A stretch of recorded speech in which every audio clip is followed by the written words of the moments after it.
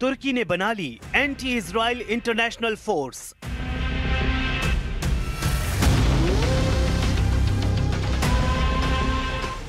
सात मुस्लिम देशों का इजराइल पर हमला शुरू।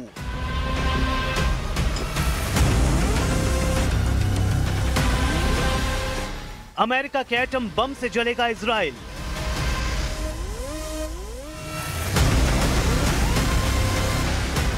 क्या गाजा में ट्रंप से युद्ध शुरू करेंगे एर्दोआन?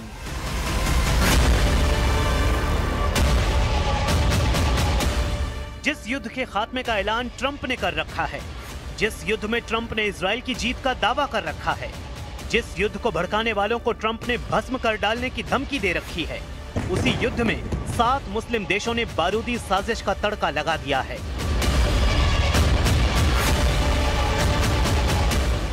फिर से महायुद्ध भड़काने की साजिश के सूत्रधार कोई और नहीं, तुर्की के तिकड़मबाज प्रेसिडेंट एर्दोआन हैं,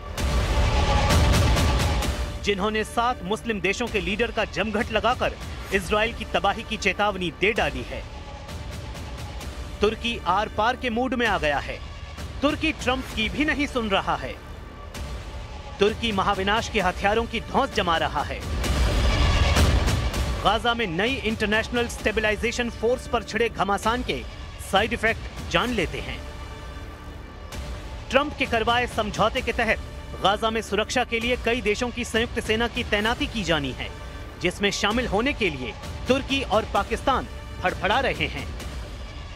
जबकि पीएम नेतन्याहू ने क्लियर कर रखा है, किसी भी कीमत पर पाकिस्तान और तुर्की को गाजा इंटरनेशनल फोर्स का हिस्सा नहीं बनने दिया जाएगा। लेकिन तुर्की और पाकिस्तान गाजा में सेना भेजने के लिए छटपटा रहे हैं। तुर्की ने इस्तांबुल में 7 मुस्लिम देशों के विदेश मंत्रियों के साथ इमरजेंसी मीटिंग बुलाई, जिसमें कतर, सऊदी अरब, संयुक्त अरब अमीरात, जॉर्डन, पाकिस्तान, इंडोनेशिया के विदेश मंत्रियों ने हिस्सा लिया है। इस्तांबुल में इजराइल के दुश्मनों का मोर्चा बनाकर एर्दोआन ने नेतन्याहू पर गंभीर आरोप लगा दिए हैं। तुर्की के विदेश मंत्री ने कहा है कि इजराइल युद्ध समझौते का बार बार उल्लंघन कर रहा है, जिससे युद्ध समझौता खतरनाक मोड़ पर पहुंच गया है।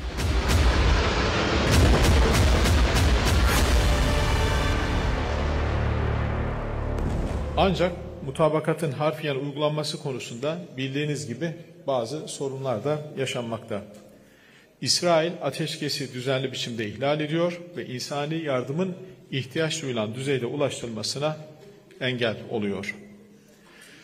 Artık son derece kritik bir aşamaya ulaşmış durumdayız.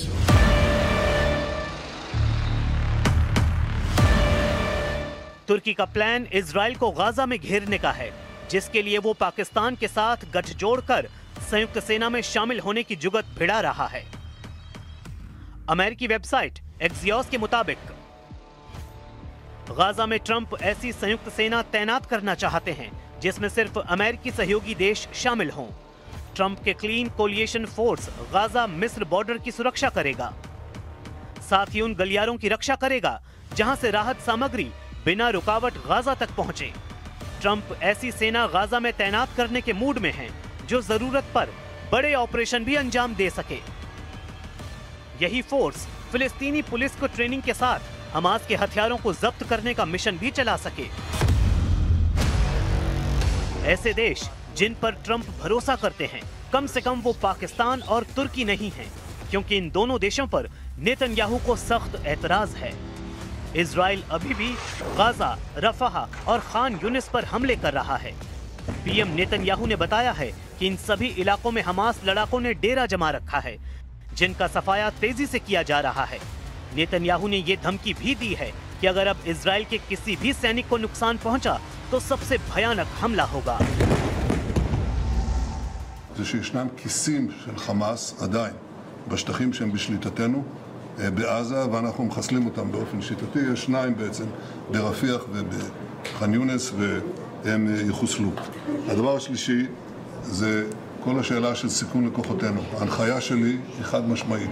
אם יש ניסיון לפגוע בכוחותינו, פוגעים גם באלה שמפגעים וגם בהתארגנות שלהם לצורך הגנת כוחותינו, על זה אין פשרות, זו הקביעה שלנו.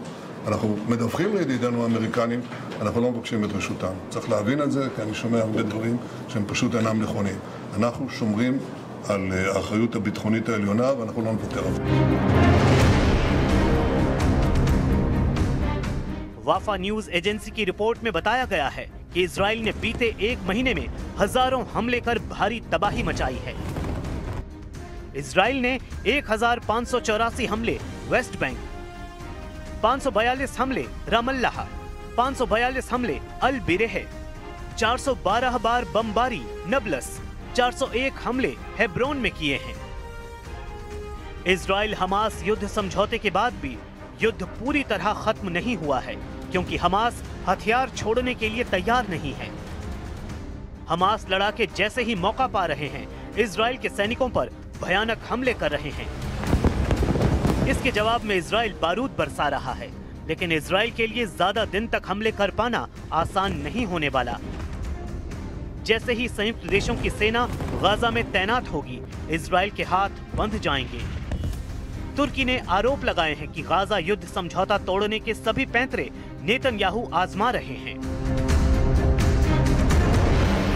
Özellikle İsrail'in Netanyahu hükümetinin yani nihai hedeflerini engelleyecek olan bu ateşkesin ve barış anlaşmasının kırılgan bir zeminde devam etmesi için belli çevrelerin ciddi çalışması. तुर्की जहां मुस्लिम देशों का alliance बनाकर Israel से बदला लेना चाहता है, वहीं हूथी लड़ाकों ने एक बार फिर से बारूदी टकराव का ऐलान कर दिया है। Houthi chief Abdul Malik Houthi ने रिकॉर्डेड भाषण में नेतन्याहू को नए युद्ध की धमकी दी है। हूथी चीफ ने युद्ध का ऐलान करते हुए कहा है कि हम निश्चित रूप से इजराइल के साथ टकराव के एक और दौर की ओर बढ़ रहे हैं। जब तक इजराइल का फिलिस्तीन पर कब्जा रहेगा और इजराइल हूथी के खिलाफ साजिश अंजाम देता रहेगा, खाड़ी में शांति नहीं आ सकती। हूथी लड़ाके अपनी पूरी क्षमता से काम कर रहे हैं। इस बार बड़े हथियार और सेना से दुश्मन से मुकाबला होगा। इजराइल ने हूथी लड़ाकों पर कई बार भयानक हमले किए हैं। यहां तक कि इजराइल हूथी लड़ाकों की पूरी सरकार का सफाया कर चुका है। हूथी पर इजराइल का साथ देने के लिए अमेरिका ने भी कई राउंड में बमबारी की है। हूथी लड़ाकों को काबू में लाने के लिए ट्रंप ने अपने जंगी बेड़े भी लाल सागर में उतारे हैं, लेकिन अब तक ट्रंप और नेतन्याहू के हाथ हूथी चीफ अब्दुल मलिक नहीं आया है। ईरान समर्थित यमन के हूथी लड़ाके मौका मिलते ही इजराइल पर बैलिस्टिक मिसाइल की बौछार कर देते हैं। हूथी लड़ाके लाल सागर से गुजरने वाले कारोबारी जहाजों को भी मिसाइल धमाकों से उड़ाते रहते हैं। इसलिए इजराइल यमन से हुए युद्ध के ऐलान को नजरअंदाज बिल्कुल भी नहीं कर सकता है। हालांकि फिलहाल नेतन्याहू को तुर्की से निपटना है, जिसने पाकिस्तान को पाले में लेकर इजराइल को दहलाने का प्लान बना रखा है। ये दोनों देश इजराइल के लिए इसलिए सिरदर्द हैं कि दोनों के पास न्यूक्लियर हथियार हैं।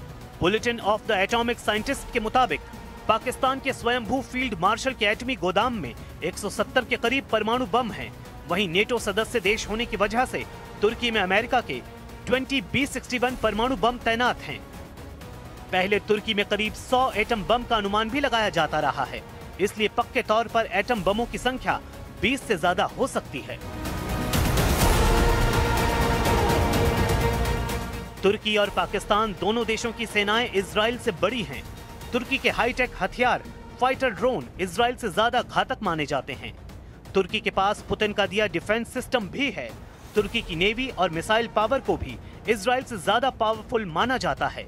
वहीं पाकिस्तान के जंगी हथियार और सेनाएं इजराइल से संख्या बल में बहुत आगे हैं।